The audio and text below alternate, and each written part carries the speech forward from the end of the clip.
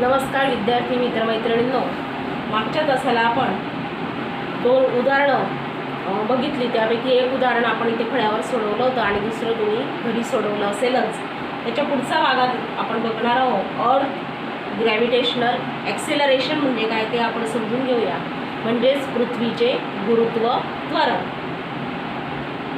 आता आपल्याला माहिती झालं की पृथ्वी तिच्याजवळील सर्व वस्तूंना स्वतःकडे आकर्षित करते आणि ही जी आकर्षणाची दिशा असते ती पृथ्वीच्या केंद्राकडे असते. Due to force of gravity.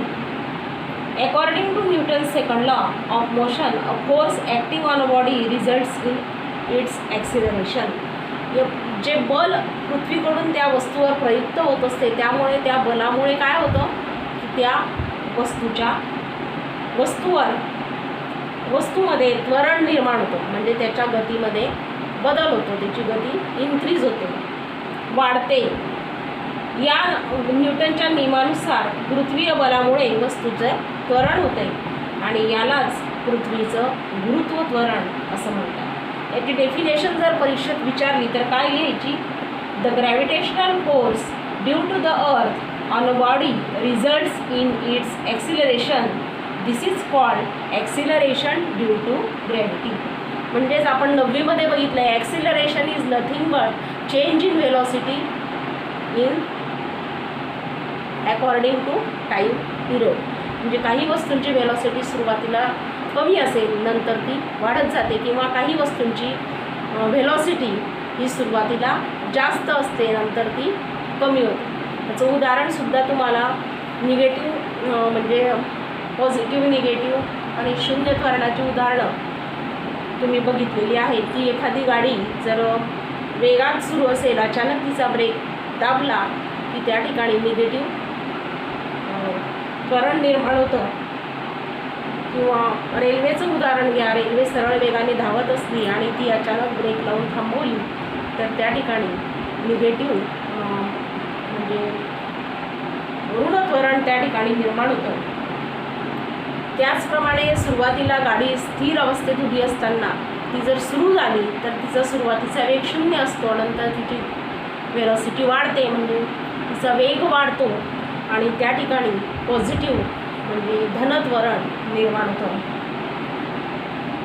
अशा पद्धतीने या वेलॉसिटीमध्ये जो बदल होतो त्यालाच आपण त्वरण असं म्हणतो. हे जे त्वरण आहे पृथ्वीचं गुरुत्व त्वरण, आपण आतापर्यंत 9वीमध्ये ए या अक्षराने गुरुत्व त्वरण दर्शवलं होतं.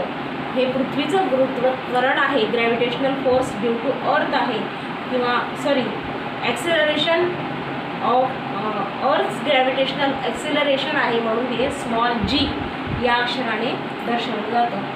आता या जीची व्हॅल्यू काढण्यासाठी आपण न्यूटनच्या नियमाचा उपयोग करणार आहोत. न्यूटनच्या नियमाप्रमाणे पृथ्वीच्या केंद्रापासून r अंतरावर असलेल्या वस्तूचे वस्तूचे वस्तुमान जर असेल तर त्याच्यावर F एवढा फोर्स कार्यरत असतो. आणि हा जो फोर्स आहे, this force we can calculate by the formula F is equal to capital G m small m divided by r². Here G is constant, m is mass of the earth, r is distance of the object from the earth.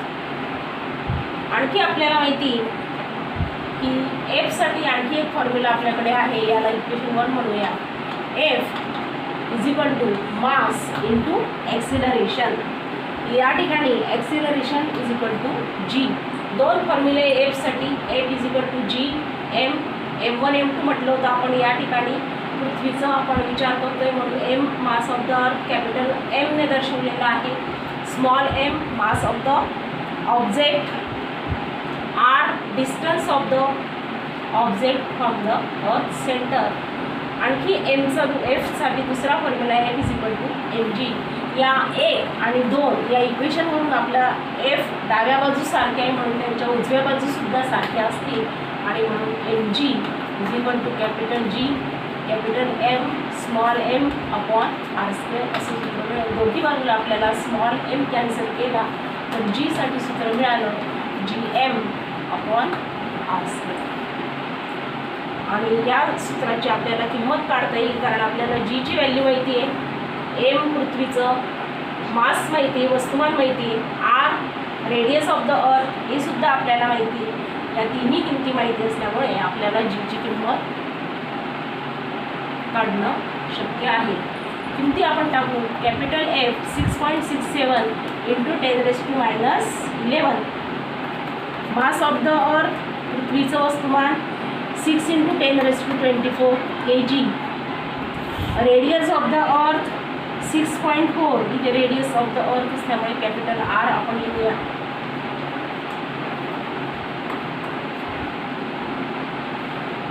.4 into 10⁻6. R square असल्यामुळे ब्रॅकेटचा square. या ठिकाणी या सर्व किमती टाकल्या मी सांगितलं तुम्हाला की या ठिकाणी 10⁻11 10⁻24 आणि हे खालचे 10⁻6 इंटू 12 हे सगळे एका बाजूला ठेवू. गुणाकार फक्त आपल्याला करायचा आहे 6.67 इंटू 6 डिवायडेड बाय 6.4चा स्क्वेअर. याची किंमत जर आपण कॅल्क्युलेट केली तर ती आपल्याला 9.77 मीटर पर सेकंड स्क्वेअर एवढी मिळते. And this is the value of gravitational acceleration और एक्सिलरेशन ड्यू टू ग्रॅव्हिटी, ज्याला आपण पृथ्वीचं गुरुत्व त्वरण जी असं म्हणूया. आता या जीच्या मूल्यात वेगवेगळ्या ठिकाणी वेगवेगळे किमती असू शकतात, फार जास्त त्यात फरक पडत नाही, परंतु त्या जीच्या मूल्यात कोणते घटक बदल घडवून आणतात ते आपण 3 घटक बघणार आहोत परीक्षेच्या दृष्टीने. तीनही घटक महत्त्वाचे. 1 मार्काचा किंवा 3 मार्काचा संपूर्ण क्वेश्चन तुम्हाला यावर आधारित विचारला जाऊ शकतो की variation in the value of G affecting on the factors affecting on the value of the G असं आपण त्याला म्हणू. एक त्यातलं पहिला एक change along the surface of the अर्थ.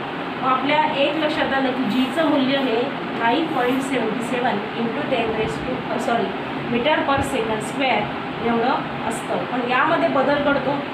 त्याच्यातलं पहिलं घटक affecting change along the surface of the अर्थ.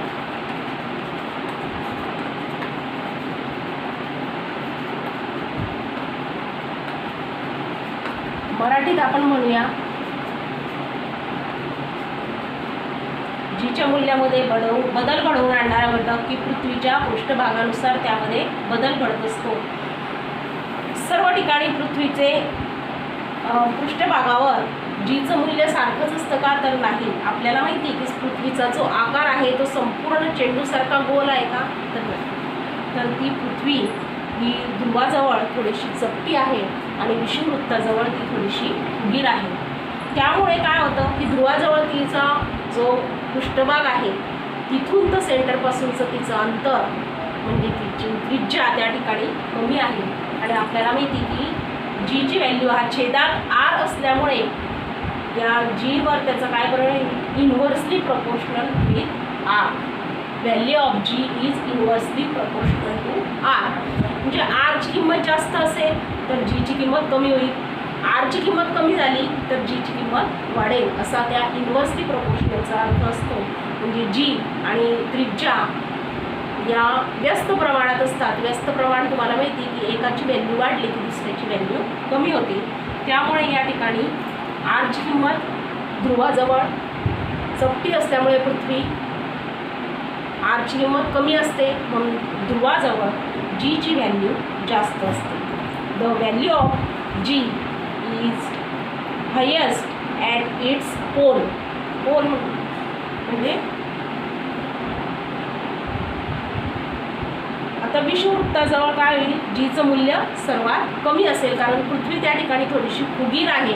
आरची व्हॅल्यू त्या ठिकाणी थोडीशी जास्त आहे, त्रिज्या मोठी आहे, त्यामुळे जीची व्हॅल्यू कमी होईल इन्व्हर्स प्रपोर्शन असल्यामुळे. आणि म्हणून विषुववृत्तावर जीची व्हॅल्यू सर्वात कमी म्हणजे किती असते तर 9.78. काही फारसा फरक नाही आहे बघा. ध्रुवांजवळ म्हणजे पोलजवळ ॲट द पोल्स म्हणजे ध्रुवाजवळ ही किंमत 9.78 83 एवढी असते, 832 मीटर पर सेकंड स्क्वेअर. आणि विषुववृत्ताजवळ म्हणजेच ॲट द इक्वेटर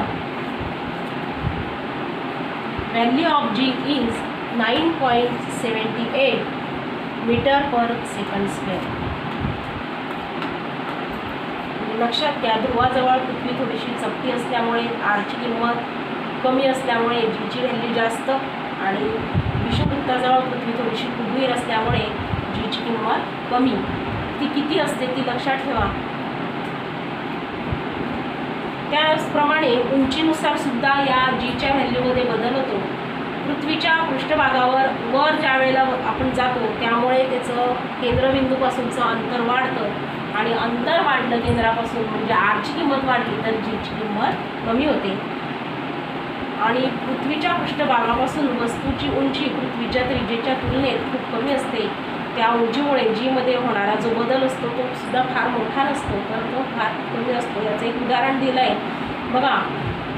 विमानाचे पृथ्वीच्या केंद्रापासूनचं अंतर 6400 किलोमीटर असून 6410 पर्यंत वाढल्यास जीच्या मूल्यात होणारा बदल अगदी कमी असतो. तथापि आपण एखाद्या कृत्रिम उपग्रहाचा ज्या वेळेला विचार करतो तेव्हा पृथ्वीच्या पृष्ठभागापासूनच्या त्यांच्या उंचीमुळे होणारा जीमधील बदल विचारात घ्यावा लागतो.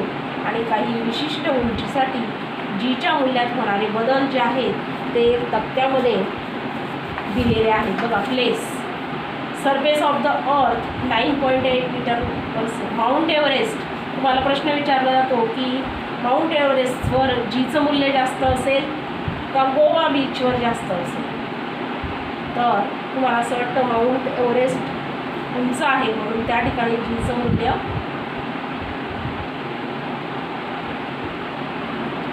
अंतर वाढलं म्हणजे जीचं मूल्य कमी असतं, आणि म्हणून माउंट एव्हरेस्टवर जीचं मूल्य कमी असेल तर गोवा बीचवर जीचं मूल्य जास्त असेल. त्यानंतर चेंज विथ डेप्थ म्हणजे खोलीनुसार होणारा बदल. The value of G also changes if we go inside the earth. The value of G of the R in the equation decreases. आणि आपल्या असं विचार येईल की आरची किंमत कमी झाली म्हणजे जीची व्हॅल्यू वाढेल, पण असं होत नाही. कारण जसजसं आपण पृथ्वीच्या केंद्राकडे जाऊ तसं तिचं जे मास आहे त्या ऑब्जेक्टवर, समजा इथे पृथ्वीचं केंद्र आहे, एखादा ऑब्जेक्ट जर इथे पृथ्वीच्या आत चाललेलो आहे आपण, तर जसजसं आपण आतमध्ये जाऊ तसतसं त्याच्यावरचा हा जो एरिया आहे पृथ्वीचं जे वस्तुमान आहे ते कमी होईल. आणि वस्तुमान कमी झालं म्हणजे जीची व्हॅल्यूसुद्धा कमी होईल. जरी आर त्या ठिकाणी कमी होत असला तरी जीचं मूल्य वाढणार नाही. म्हणून या ठिकाणी थोडंसं विचार करण्याजोगी गोष्ट आहे की पृथ्वीच्या आत जाताना जीचं मूल्य हे अधिक व्हायला हवं, पण त्या ठिकाणी पृथ्वीचं जे मास आहे ते कमी होतं, पृष्ठभाग पृथ्वीचा कमी होतो, त्यामुळे एमचे मूल्य कमी होते. आणि याचा एकत्रित परिणाम म्हणून खोलीनुसार जसजसं डेप्थनुसार आपण पृथ्वीच्या आतमध्ये जाऊ तसतसं जीची व्हॅल्यू जी आहे ती लेस होत जाते, डिक्रीज होत जाते इनसाइड द अर्थ. पुढच्या तासाला आपण मास आणि वेट यावर अभ्यास करणार आहोत. 3 गोष्टी लक्षात ठेवा. Depending on the values of G. 3 मार्कासाठी 3 गोष्टींचा विचार केला जातो किंवा एका मार्कासाठी एक प्रश्न विचारला जाईल. त्यामुळे तिघही गोष्टी लक्षात ठेवा की जीच्या मूल्यामध्ये बदल होतो along the surface of the earth, change with height and change with depth. खोलीनुसार बदल होतो, मराठीमध्ये उंचीनुसार बदल होतो, आणि पृथ्वीच्या पृष्ठभागानुसार सुद्धा त्या ठिकाणी बदल होत असतो. पुढच्या तासाला आपण वस्तुमान आणि वजन यास काय संकल्पना आहेत त्याचा अभ्यास करणार आहोत. आतापर्यंत जेवढी उदाहरणं झाली ती सगळी आपल्याला वहीमध्ये सोडवून घ्यायची